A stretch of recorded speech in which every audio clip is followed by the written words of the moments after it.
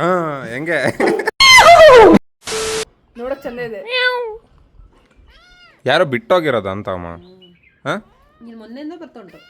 ಅಲ್ಲಿ ನೋಡು ನನ್ನ ಕಾಲಿಗೆ ಹೆಂಗೆ ಮಾಡ್ತೈತೆ. ಯಾರು ಬಿಟ್ಟು ಹೋಗಿರ್ಬೇಡ ಇದನ್ನ ಹಿಂದ್ಗಡೆ. ಇಲ್ಲಿ ನೋಡಿ ಯಾರು ಬಂದಿದ್ದಾರೆ. ಹಾ ಹೆಂಗೆ ಹೊಡಿ ಅವನಿಗೆ ಹೊಡಿ ಪಮ್ಮಗೆ ಹೇಳ್ತೀನಿ. ಹೊಸ ಫ್ರೆಂಡ್ ನಮ್ಮ ಮನೆಗೆ.